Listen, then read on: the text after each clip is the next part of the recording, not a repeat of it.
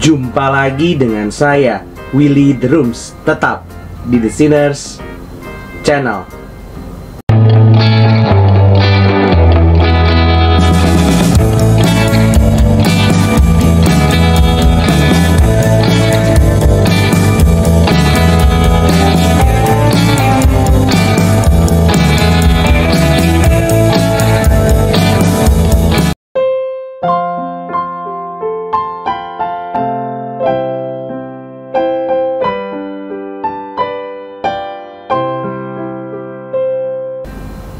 Dalam video sebelumnya, Teologi Pembebasan part yang kedua, sudah kita paparkan mengenai analisa biblika terhadap teologi pembebasan. Dalam video kali ini, kita akan melanjutkan kepada tinjauan biblika terhadap teologi pembebasan. Berdasarkan penguraian tentang teologi pembebasan sebelumnya, kita dapat menyetujui kesimpulan yang diberikan oleh Segundo Galilea tentang 4 kecenderungan di dalam teologi pembebasan, yaitu: yang pertama, menekankan ayat-ayat Alkitab tentang pembebasan dan menerapkan konsep ini ke dalam masyarakat. Kedua, berfokus pada sejarah dan budaya Amerika Latin, khususnya pada konteks sosial, sebagai suatu titik tolak teologi mereka. Lalu yang ketiga, mengkonfrontasikan perjuangan kelas, ekonomi, dan ideologi yang berbeda dengan iman Kristen. Lalu yang keempat, teologi pembebasan lebih merupakan ideologi, yaitu perpindahan dari masyarakat ke teologi yang ada di bawah pengaruh Marxisme. Dasar Alkitab yang menjadi patokan bagi mereka jelas tidak ditafsirkan secara benar, out of context. Mereka tidak mengeluarkan kebenaran firman Tuhan itu untuk kemudian diterapkan ke dalam kehidupan dunia yang bermasyarakat ini, tetapi mengambil konteks yang terjadi di dalam masyarakat dan mencocokkannya atau mengaitkannya dengan ayat-ayat Alkitab yang bagi mereka mendukung konteks. Jelaslah bahwa titik tolak atau sumber dari teologi seseorang akan sangat menentukan penguraian teologisnya. Jikalau titik berangkat dari teologi seseorang sudah salah, maka seluruh penguraiannya juga salah. Begitu juga dengan teologi pembebasan. Jelas seluruh penguraian teologisnya tidak sesuai dengan kebenaran firman Tuhan, karena ia tidak mendasarkan teologinya pada Alkitab. Meskipun ia memakai dukungan ayat Alkitab, tetapi mengandung penafsiran yang subjektif. Beberapa contoh mengajarkan keselamatan yang universal. Kita dapat bandingkan Yohanes 3 ayat 16, Yohanes 14 ayat 6. Mengabaikan hakikat gereja yang harus berbeda dengan dunia, meskipun mereka harus berada di dalam dan masuk ke dalam kehidupan ini, yang tujuannya untuk menjadi terang. Kita dapat lihat dalam Yohanes 17 ayat 14-19, 2 Petrus 2 ayat 9. Mengajarkan bahwa kekristenan harus terlibat dalam aksi politik, bahkan tindakan kekerasan, jikalau itu untuk menciptakan suatu masyarakat yang tidak berkelas, mengingat Yesus sendiri adalah pencipta subversi. Jelas hal ini bertentangan dengan firman Tuhan. Ajaran kekristenan adalah kasih yang tidak bersyarat dan tidak membalas. Matius 5 ayat 38-48. Kristus sendiri selalu menekankan bahwa ia tidak menjadikan kerajaannya di bumi sebagaimana konsep dan pengharapan orang Israel, termasuk murid-murid Yesus. Untuk mengalahkan musuh-musuh bangsa Israel, teologi pembebasan juga menekankan praksis sebagai satu-satunya jawaban terhadap masalah-masalah sosial. Bukannya pribadi dan karya Allah Tritunggal di dalam Alkitab. Namun, kita juga tidak dapat menutup mata akan sumbangsi positif dari teologi pembebasan, di samping banyak hal pokok yang merupakan kelemahannya. David Penn Purnomo memberikan komentar terhadap pandangan teologi pembebasan sebagai berikut. 1. Teologi pembebasan mengatakan bahwa Tuhan pilih kasih kepada orang miskin. Menurut pandangan kami, Istilah yang lebih tepat adalah Tuhan membela keadilan bagi orang yang miskin dan tertindas. Gereja harus berbicara untuk keadilan dan peri kemanusiaan. Jangan menghina atau menindas orang miskin. 2. Teologi pembebasan terlalu mengidealisasikan atau mendewa-dewakan orang miskin, seolah-olah hanya mereka yang akan mewarisi kerajaan surga dan yang mengerti makna teologi. Kita mengetahui bahwa tatkala Yesus Kristus masih hidup dalam dunia ini, ia selalu bergaul dengan rakyat jelata dan memerhatikan orang miskin.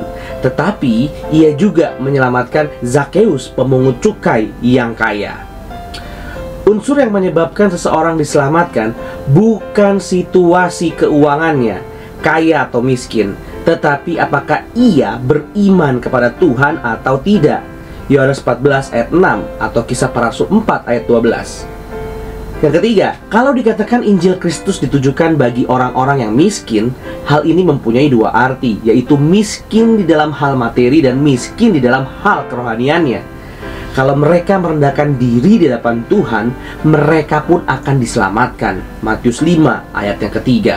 Yang keempat, sebaliknya, Tuhan pun tidak pernah menjanjikan bahwa setiap orang miskin pasti diselamatkan.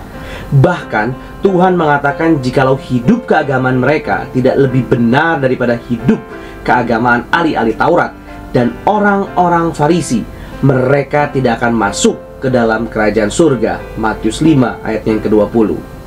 Lalu yang kelima, banyak gereja telah dipengaruhi oleh teologi pembebasan. Di Amerika Serikat misalkan, telah muncul black teologi dan feminist teologi. Kita mengakui bahwa teologi yang benar harus disertai dengan kelakuan yang benar. Teori harus diimbangi dengan praktek. Praksis orang Kristen adalah cara pemikiran dan penghidupan yang sangat mempengaruhi teologi dan hermeneutik gereja pada zaman ini. Aspek yang merugikan dari teologi pembebasan terlihat dari beberapa pengajaran doktrin teologi ini yang menimbulkan pertanyaan dalam pemikiran kita, di mana mereka berpikiran dangkal terhadap apa yang Alkitab telah tetapkan. Gerakan ini pertama kali ada untuk menyerang ketidakadilan. Perhatian ini memusatkan secara lebih pada semangat dan efektivitas kemanusiaan. Sama halnya manusia berbuat ketidakadilan sehingga mereka dapat mengoreksinya. Ada suatu penekanan kuat pada kasih. Kasih ditunjukkan di dalam seseorang yang menggapai keluar untuk membantu yang lain tanpa intervensi pada pihak Maha Kuasa. Kedaulatan Tuhan untuk mentransformasikan atau mentransform dan penebus, hal itu mustahil untuk masyarakat yang lebih baik. Penganut pembebasan mendasarkan pandangannya pada pembebasan kemanusiaan manusia dalam konsep panteisme Allah. Karena Allah ada dalam setiap pribadi, manusia mengusahakan mengakhiri ketidakadilan yang pastinya sangat berhasil. Selain itu, teologi pembebasan memberikan pandangan tentang dosa yang jauh dari definisi dosa menurut Alkitab. Alkitab mengajarkan bahwa dosa adalah kejahatan melawan kekudusan Allah, ketidaktaatan terhadap hukumnya, dan pemberontakan terhadap kehendaknya. Menurut penganut pembebasan, dosa adalah menjadi harta dalam rupa kemiskinannya orang lain. Hal ini tidak merujuk pada kegagalan pribadi sebagai suatu situasi sosial. Penganut ini terus-menerus berbicara tentang struktur-struktur dosa sosial, lebih daripada kelemahan moral secara individu. Artinya, mengartikan dosa secara keseluruhan yang dipengaruhi oleh struktur sosial yang berdosa, dan bukan dosa secara individu, seperti Alkitab katakan bahwa dosa menjadi penghalang umat manusia berhubungan dengan Allah. Yesaya 59 ayat 2. Dan bukan kemiskinan membuat orang berdosa. Mengenai konsep keselamatan, teologi pembebasan telah dinodai oleh pernyataan Vatikan yang kedua, dan akibat paham Katolik menunjuk ke arah universalisme. Manusia mungkin diselamatkan apabila mereka membuka diri terhadap Allah, terlepas dari apakah mereka mengetahui yang dilakukan atau tidak. Pandangan ini selanjutnya berpendapat bahwa hidup adalah suatu ujian yang akan dihakimi berdasarkan kelakuan terhadap sesama manusia. Alkitab tentunya mengajarkan bahwa pencurahan darah Kristus adalah dasar untuk keselamatan manusia. Keselamatan melalui iman dan tidak pernah melalui tindakan jasa atau usaha sendiri. Meritorious actions. Alkitab berkata, sebab karena kasih karunia kamu diselamatkan oleh iman. Itu bukan hasil usahamu, tetapi pemberian Allah. Itu bukan hasil pekerjaanmu. Jangan ada orang yang memegahkan diri. Pandangan Alkitab tentang Yesus Kristus adalah bahwa Dia adalah Allah yang datang sebagai daging atau manusia dan mati untuk dosa-dosa umat manusia. Dia sedang mempersiapkan suatu tempat di surga bagi yang percaya kepada Yesus Kristus melalui iman kepadanya. Penganut dari teologi pembebasan menyatakan Yesus Kristus sebagai liberator dari penindasan dan perbuatan dosa struktur-struktur sosial.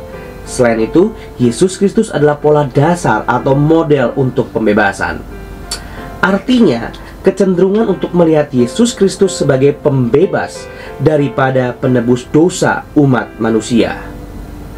Menurut teologi pembebasan, Kristus adalah sosok yang mewakili perjuangan, kematian, dan pembelaan atau pembebasan. Diambil dari penafsiran Alkitab, Roh Tuhan ada padaku, oleh sebab Ia telah mengurapi aku untuk menyampaikan kabar baik kepada orang-orang miskin, dan Ia telah mengutus aku untuk memberitakan pembebasan kepada orang-orang tawanan dan penglihatan bagi orang-orang buta, untuk membebaskan orang-orang yang tertindas, untuk memberitakan tahun rahmat Tuhan telah datang. Diambil dalam Lukas 4 ayat 18-19. Tidak diragukan lagi, ini dibaca seperti sebuah manifesto sosial. Yesus sendiri hidup seperti orang miskin, dalam kemiskinan material yang nyata, bukan spiritual seseorang. Kriterianya tentang hidup adalah memberikan bantuan materi untuk sesama. Yesus membuat permusuhan dengan mencela agama terorganisir dan ritual pada masanya yang tidak berkomitmen untuk kasih terhadap sesama. Dia dieksekusi melalui kepentingan otoritas pada masanya yang merasa terancam dalam organisasi dan kekuasaan. Hal-hal positif yang ada yaitu pertama, menolak prinsip tradisi Roma Katolik bahwa di luar institusi gereja tidak ada keselamatan, terlepas dari pemahaman Gutierrez yang salah tentang keselamatan. Kedua, pengakuan bahwa gereja tidak hanya merupakan hierarki, tetapi secara total adalah umat Allah.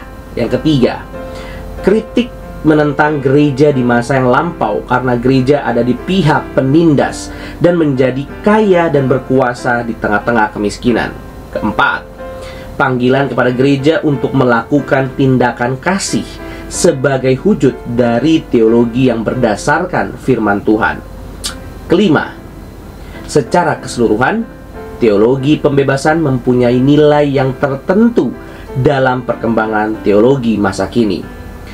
Gereja-gereja Indonesia, baik di Amerika Utara maupun di tanah air, menghadapi situasi dan kebutuhan yang berbeda dengan gereja-gereja di Amerika Latin. Kita perlu mempelajari teologi yang kontemporer dan relevan dengan keadaan kita masing-masing, agar kita dapat mengintegrasikan iman kita dalam doktrin yang benar. Keenam, aspek positif teologi pembebasan tanpa memperhatikan isi teologinya adalah teologi pendekatan universal. Tidak ada ruang dunia Kristen yang tidak mempunyai bentuk pembebasan. Apa yang dimaksud dengan teologi pembebasan? Dapat membantu kita untuk memberikan teologi kita sendiri bersifat universal? Unsur rahasia itu adalah suatu perhatian untuk situasi kemiskinan, penderitaan, dan pengasingan. Leonardo Boff berkata, dasar teologi pembebasan adalah suatu nubuatan dan komitmen persaudaraan terhadap hidup, tujuan, dan perjuangan ini. Merendahkan dan membatasi manusia, suatu komitmen untuk mengakhiri ketidakadilan suatu sejarah sosial. Ketujuh, kita banyak belajar dari teologi pembebasan, yaitu kebutuhan untuk teologi yang berdasarkan konteks. Teologi tidak menjadi efektif kecuali jika diformulasikan untuk berfungsi dalam situasi yang nyata dan spesifik. Calbat pernah berkata bahwa teologi terbaik adalah berkreasi sesuatu dengan Alkitab pada satu tangan dan surat kabar pada tangan yang lain. Eksegesis harus berdasarkan suasana zaman, contemporary scene. Teologi pembebasan melakukan hal ini dengan baik.